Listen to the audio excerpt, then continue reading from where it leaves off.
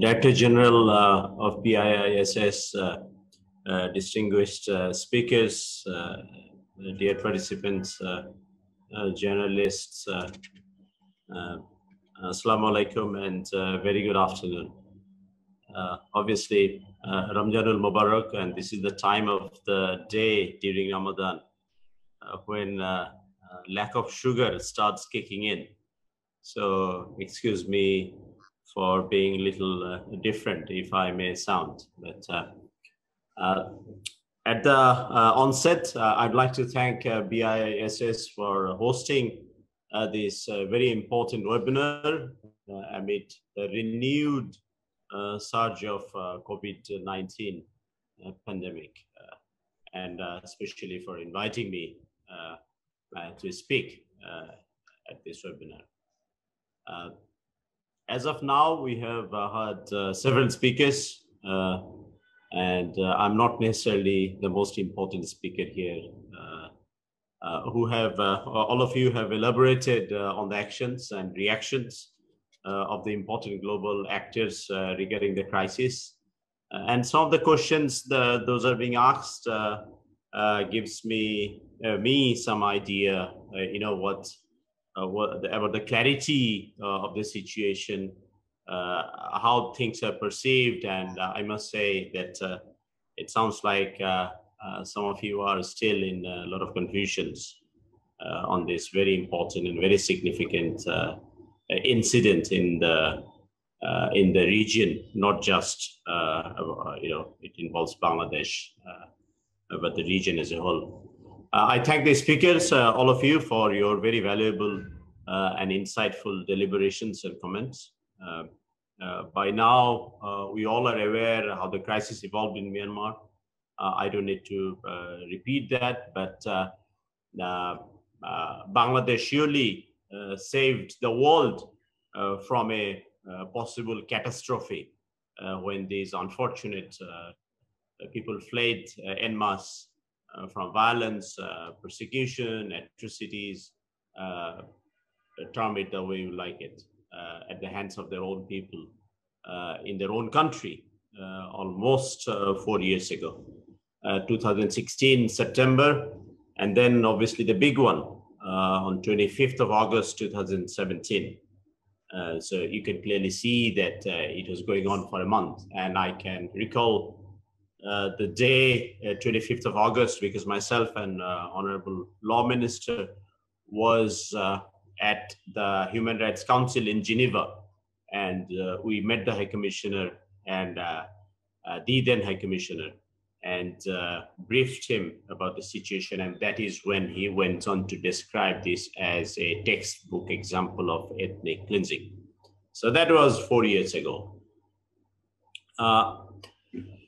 As a responsible member of the world community, we did our part by providing temporary shelter to the Rohingya, sharing food. Our community, recall those days, our officers, BGB officers, carried those wounded ones, the elderly females on their laps, and gave them shelter, gave them treatment, and we ensured the basic humanitarian needs as a very first responder, even before international community stepped in.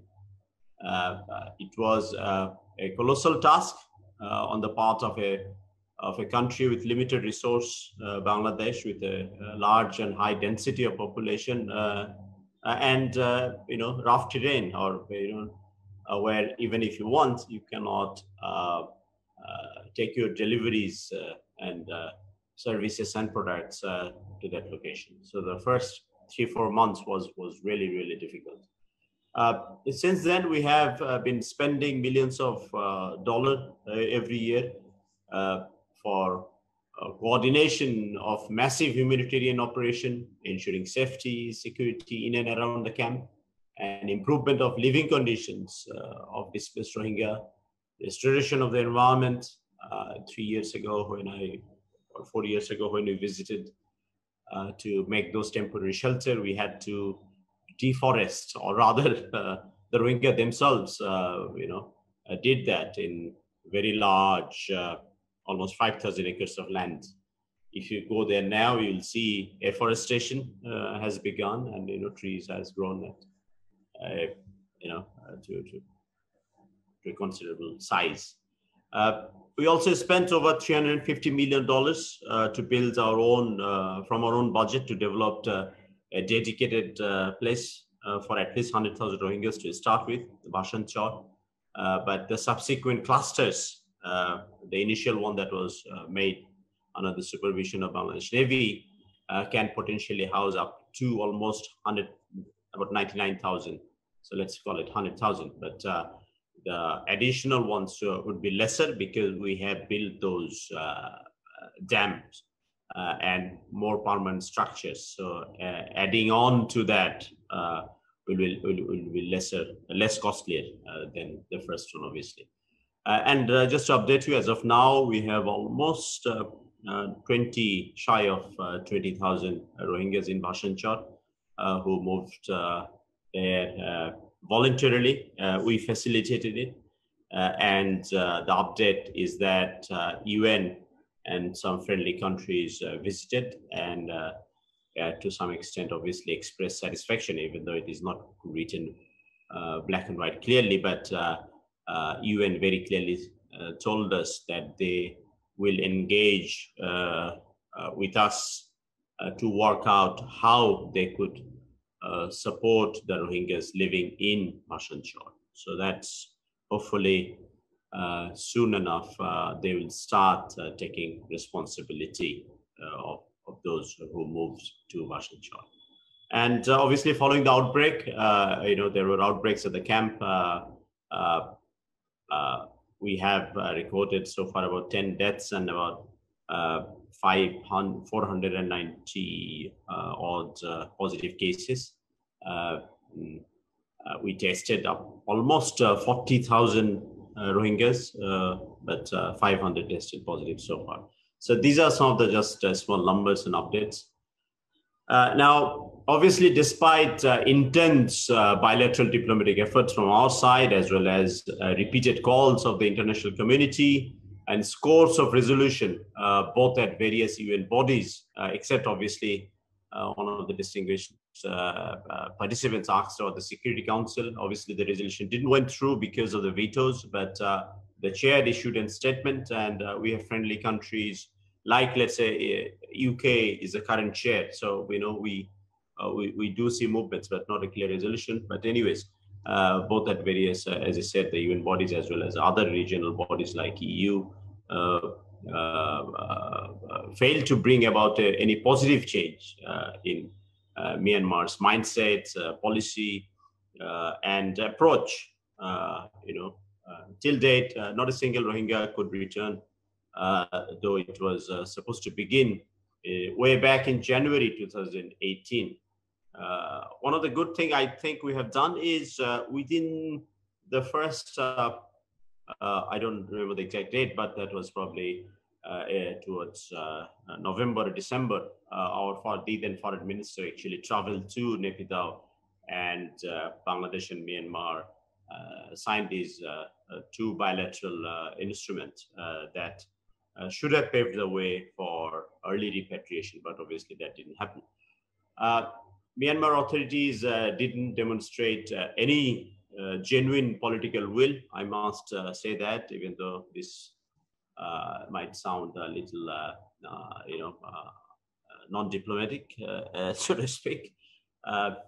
So they haven't shown any genuine political will to resolve the crisis. Rather, they have attempted to make falsified and misrepresented facts, unsubstantiated claims, and laid unjustifiable blame on Bangladesh to deny their own obligation, and thereby misguided or tried to misguide the international community. At the same time, the business as usual approach of the international community by means of increased bilateral trade. Obviously, things has changed in recent times to some extent, I must say.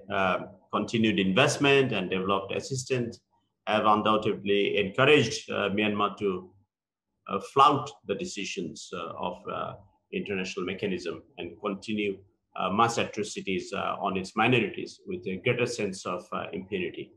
But I must say, as information flows, as Ambassador Humayun Kabir went on to say at the very end, I'm not sure whether all of you managed to take a good note of that, is that things are not looking good in Myanmar, financially, politically, socially, and it's worsening by minute.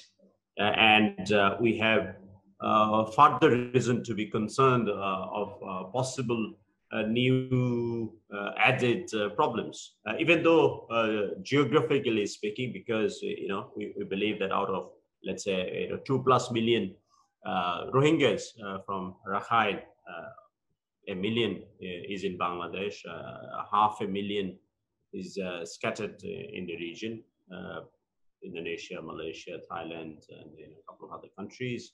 And I don't know, probably about 300,000 or so left in some parts of state of Rakhine. But we are not expecting other ethnic minority groups to enter Bangladesh or make an attempt to enter into Bangladesh, because obviously there are buffers, and the entire state of Rakhine is in a state of war for a good 6+ months. There were heavy artillery shelling that took place 6-7 months ago and all that. So heavy military presence. So bypassing them, other ethnic minority will try to enter to Bangladesh. I don't think it's physically possible at this point of time. But as I said, we have every reason to be concerned as the situation deteriorates by minutes in there. Now, obviously, the displaced people are not expected to opt for return on their own volition unless Myanmar creates a conducive environment in Rakhine and builds confidence among Rohingya. And we have done a lot of work on that as well. And I felt that I should remind some of you, because it seems that it's not clearly visible in some of your memories, is, we even encouraged China and took their representatives there in presence of Myanmar officials about just before the pandemic broke out, so that they can listen to the Rohingyas as to why they feel that they're still afraid going back to Myanmar, and whether they truly want to go back to Myanmar. And they are willing to go back to Myanmar, and they're desperate rather to go back. I mean, it's human nature, everyone wants to, live in their ancestral places, or, where you belong, your birthplace. You don't like to stay out too long from that place. But obviously they told clearly, and we wanted to carry on that exercise, so that we can prove to Myanmar, and we can make China as witness as part of our trilateral efforts. And I think we were successful, because the message from Beijing passed on to Naypyidaw was that Myanmar should take measures to build confidence among the Rohingyas. And we agreed that Myanmar needs to adequately address the fundamental concerns of the displaced Rohingyas, which includes, among others, safety, security, arrangements for normal living in places of origin, and issuance of proper identity documents. And I'm sure some of you who keep an eye on these developments, immediately after the 2017 exodus, one of the ministers in Myanmar went on to say that they have seized the fishing right of the Rohingyas. Those are the basic human rights, basic rights of a citizen, and those must be given back to them. And not only that, one of their other minister or general went on to say that the Myanmar law suggests that if you leave your, the places where the atrocities took place, it now automatically belongs to the government of Myanmar, and it hardly makes any sense. So those are the things we reminded them of, and they must reintroduce those and give enough confidence to the Rohingyas. The ongoing judicial on judicial proceedings, both at the ICJ and ICC, are the utmost important, of utmost importance to put an end to Myanmar's long history of persecution, a deep-rooted culture of impunity. Now, this is where I would request you to take note of that a country that is suffering for democracy for so long, and I must admit that up until 2017, I think, at any international forum, we always abstained from voting against Myanmar because we wanted to pave the way of democratization in Myanmar. We, in a way, supported the political parties. In most cases, it was led by Aung San Suu Kyi because Prime Minister Sheikh Hasina's government believes in democracy, and we thought, our neighbors, our immediate neighbors, must go back to democracy or introduce democracy for the first time, so to speak. But obviously, the shape and form it came wasn't very useful, healthy, or fruitful. And some of you actually termed that as even it's probably a rather military government is a better option than that such weak democracy, because Rohingyas were brought back to Myanmar when military was in power. But obviously, we all know as practitioners, and some of you as researcher and teacher, is that it takes time for democracy to evolve. No matter, in Europe, it has taken hundreds of years. In our case, we are just 50 as we are celebrating the golden jubilee of our independence. In case of our other neighbor, let's say, Pakistan, a single prime minister is yet to complete his or her full term. And it's a democracy that has seen 7 decades. Obviously, the first constitution took about 27 years to come into being an operation. But anyways, I don't want to indulge myself in those areas.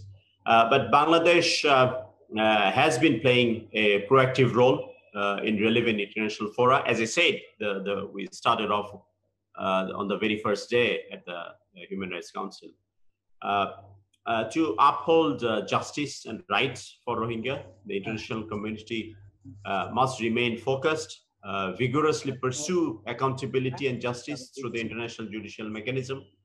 In this connection, I sincerely thank the government of Netherlands and the government of Canada for the joint expression of interest to assist the ICJ genocide case against Myanmar.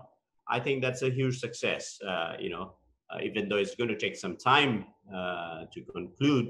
But I think it was an exercise that was necessary for the future of Myanmar even.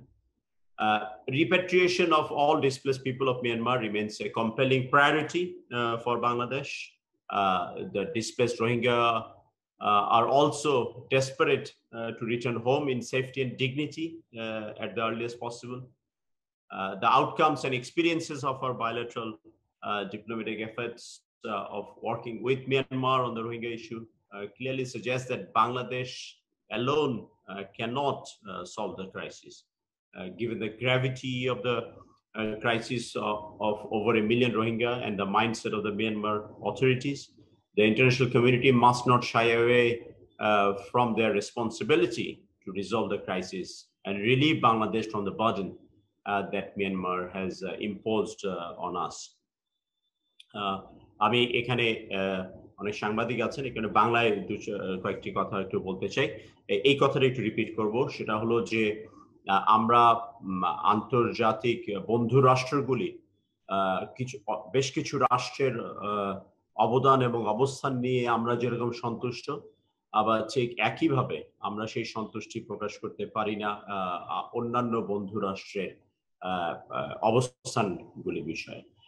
জাতিসংঘ repeatedly এটা নিয়ে কথা বলছে, কিন্তু খুব effective কিছু হচ্ছে না।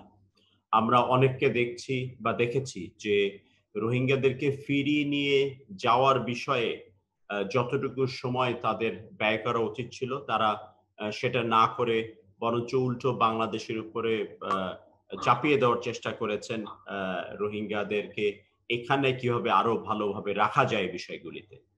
এটা আমাদের ডিপ্লোমেসির জন্য চ্যালেঞ্জিং, আমাদের সরকারের জন্য চ্যালেঞ্জিং, কিন্তু জননেত্রী শেখ হাসিনার নির্দেশনায় এবং তার নেয়া পলিসিতে নীতিতে আমরা সফল হয়েছি বলতে হবে যে আমরা আমাদের সামর্থ্য দিয়ে যেভাবে রোহিঙ্গাদেরকে দেখভাল করা যায় আমরা সেটা করে যাওয়ার চেষ্টা করছি।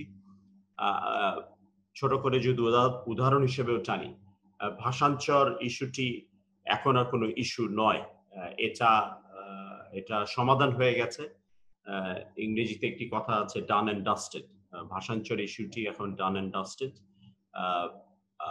অতীতে আমরা বলেছি যে আমরাই প্রথম দরজা খুলে দিয়েছি। আমরা জানি কিভাবে অন্য দেশ থেকে বিতাড়িত মানুষ বা এরকম মানবিক বিপর্যয় থেকে বাঁচিয়ে রাখতে কিভাবে তাদেরকে দেখভাল করতে হয়, এবং সেই উদ্দেশ্যেই ভাষাঞ্চর তৈরি করা হয়েছিল। এবং আমরা কিন্তু আমাদের রিসোর্স দিয়ে এবং রোহিঙ্গাদের সদিচ্ছায় তাদেরকে ভাষাঞ্চরে নিয়ে গিয়েছে। এখন এটা আন্তর্জাতিক যে বন্ধু রাষ্ট্রগুলি আছে তারা অতি সম্প্রতি যে সফরগুলি করেছেন এখানে মতভেদ হবার মতো কোনো বিষয় তারা পাননি। জাতিসংঘের কাছে ছোট কিছু রেকমেন্ডেশন আছে, কিন্তু আমরা অতি সম্প্রতি প্রত্যাশা করছি যে মূল রোহিঙ্গা ক্যাম্পে কুতুপালং এবং অন্যান্য জায়গায় যেটা আছে ঠিক একই প্রক্রিয়াতে ভাষাঞ্চরেও রোহিঙ্গাদেরকে দেখভাল করার জন্য আন্তর্জাতিক সংস্থাগুলি দায়িত্ব নেবে। তবে আমি যে বিষয়টিতে বলছিলাম যে জাতিসংঘ সহ এখনো অন্যান্য রাষ্ট্রগুলির যতটুকু করার আছে তারা এখনো পর্যন্ত কিন্তু ততটা করেননি। কিন্তু একই সাথে এটা বলবো যে একেবারে কনক্লুশন বা উপসংহারে আসার মতো বিষয় এটি নয়, এটাকে অনেক ধৈর্যের সাথে মোকাবেলা করতে হবে এবং করছি আমরা। এবং এই রোহিঙ্গা ইস্যুটি সার্বিক অর্থে বাংলাদেশকে কিন্তু চ্যালেঞ্জ করছে অহরহ, প্রতিনিয়ত। এবং আমার মনে হয় আমরা we are living up to the expectation বলে যে কথাটি আছে, যে এই চ্যালেঞ্জ মোকাবেলা করার জন্য যা যা করণীয় আমরা সেটা করতে পারছি বা করে যাচ্ছি অব্যাহতভাবে। কিন্তু এটাতে একটা কনস্ট্যান্ট মানে অব্যাহত প্রচেষ্টা থাকতে হবে। এটার যেরকম একটা সিকিউরিটি সেফটি ডাইমেনশন আছে আমাদের, নট জাস্ট বর্ডারিং এরিয়া, আমাদের সভেরেনিটির ইস্যু আছে, সার্বভৌমত্বের বিষয় আছে। সেই সাথে সাথে চূড়ান্ত সফলতা তখনই আমরা বলতে পারবো আসবে যখন আমরা তাদেরকে ফিরিয়ে দিতে পারবো তাদের দেশে। আমি আবার একটু মূল বক্তব্যে ফেরত আসি, 2 মিনিট লাগবে হয়তো আমার শেষ করতে। সেটা হচ্ছে যে we fervently call upon the international community to engage in depth with Myanmar in a meaningful way to ensure the creation of conducive environment in Rakhine and find a lasting solution for the unfortunate community. Key nations in the region and ASEAN countries with diverse direct leverage over Myanmar have added responsibility in building confidence among the Rohingya and to ensure peace and stability of the region. That will be the real service and most important service for an ethnic minority, the Rohingya, seriously facing threats of extinction due to ethnic cleansing, as the UN termed as আমি যেটা শুরুতে বলেছি। Only through our concerted efforts, sustained repatriation can become a reality. এই ক্ষেত্রে আবার একটু বলি যে যদিও আসিয়ানের চার্টারে পরিষ্কারভাবে বলা আছে একটি রাষ্ট্রের সদস্য রাষ্ট্রের আভ্যন্তরীণ রাজনৈতিক বিষয়গুলিতে অন্যান্য সদস্য রাষ্ট্র নাক গলান না, কিন্তু তারাও কিন্তু ধীরে ধীরে কম্পেলড হচ্ছেন। যদিও একজন মূল বক্তা মালয়েশিয়ার ক্ষেত্রে বলেছেন, কিন্তু আমি নিশ্চিত করে বলতে পারি আপনাদেরকে, আপনাদের যদি খেয়াল থেকে থাকে, যদিও সেটাকে ইলেকশনের আগের একটা ইনসিডেন্ট হিসেবে আপনারা ধরতে মনে করতে পারেন, যে তৎকালীন মালয়েশিয়ার প্রধানমন্ত্রী মিস্টার নাজিব তিনি নিজে কোন এক শুক্রবারে 1 মিলিয়ন মালয়েশিয়ানের একটা প্রসেশন লিড করেছিলেন। এবং আমরা মালয়েশিয়ার কাছ থেকে পূর্ণ সমর্থন পেয়েছি। বাংলাদেশের পক্ষে বরাবরই তারা ভোট দিয়েছেন, তারা অ্যাবস্টেনও করেননি বা এগেনস্টও যাননি। ইন্দোনেশিয়ার সাথে একটা সিমিলারিটি আছে। আরেকজন মূল প্রবন্ধক বলেছেন যে শুধু মিয়ানমার নয়, মিয়ানমার এবং ইন্দোনেশিয়াতে একটি আছে যে military representation in the parliament, the serving military officers and police as well in case of Indonesia. তো এরকম একটা মিল যেখানে আছে সেটার মিলের আরো গভীরে আমরা গিয়েছি এবং ইন্দোনেশিয়াকে খুব ইফেক্টিভলি আমরা তাদেরকে কাজে লাগানোর চেষ্টা করছি এবং ইন্দোনেশিয়ার পররাষ্ট্রমন্ত্রী আমাদের অত্যন্ত কাছের আপনার মসজিদি এ পর্যন্ত 3 বার এসেছেন এবং তিনি প্রথম 2016 সালেও এসেছিলেন, 17 সালেও প্রথম দফায় এসেছিলেন এবং অনেক সময় অবশ্যই আপনি যখন দুতিয়ালি করবেন তখন যে পুরোপুরি আমার পক্ষ হয়ে যদি সেটা করতে চান তাহলে আরেক পক্ষের কাছে গ্রহণযোগ্য হয় না বিষয়টি। এটা খুবই স্বাভাবিক একটি বিষয়। এই কারণে তাদের মতো করেও বিষয়গুলিকে বলতে হয়। এই কারণে অনেকে রোহিঙ্গা ট্রাম্পটা ব্যবহার করেন না। The displaced people from Myanmar বলেন বা মুসলিম বা অন্য কোনো ট্রাম দিয়ে বলেন বা তো আমরা এগুলিকে যে ডিসকারেজ করি তা না বা শুধু যে আমাদের পক্ষে এনকারেজ করি তা নয়, কারণ আমাদেরকে এই বন্ধু রাষ্ট্রগুলির কনসার্টেড এফোর্টের মধ্যে দিয়ে এই সমস্যার সমাধান বের করা হবে। While we are committed to continue our efforts, albeit we will have to be mindful of the ongoing political situation, as I said, worsening situation of Myanmar.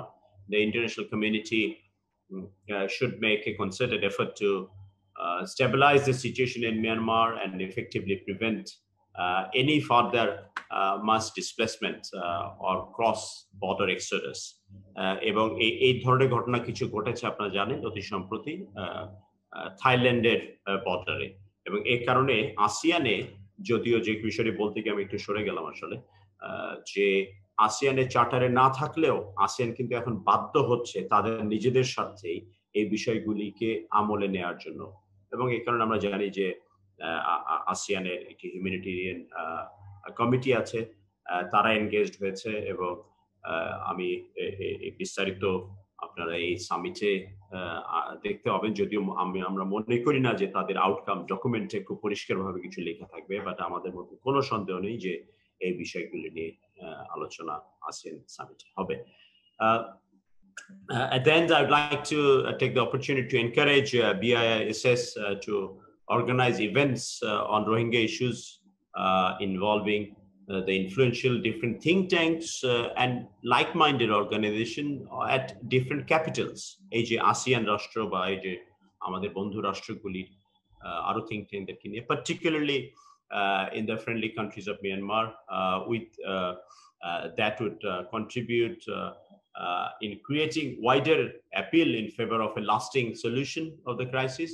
I would also request BIISS to conduct academic research whenever necessary in a bid to counter the baseless narratives of the Myanmar authorities concerning the Rohingyas. আমি এখানেই শেষ করতে যাচ্ছি আমাকে ধৈর্য ধরে শোনার জন্য। আপনাদের সকলের কথাও আমরা সকলে শুনেছি। আমি সকলকে আবার ধন্যবাদ জানাচ্ছি এবং এই মহামারীর সময়ে আমরা সকলে যেন স্বাস্থ্যবিধি মেনে চলি, আমরা সকলে যেন নিরাপদ থাকি এবং অন্যদেরকেও নিরাপদ রাখি, বিশেষ করে পরিবারের এবং সমাজের এবং আমাদের স্ব দপ্তরের বয়োজ্যেষ্ঠদের। আল্লাহ তাআলা সকলের মঙ্গল করেন। I thank you all for your patient hearing. Joy Bangla, Joy Bangla.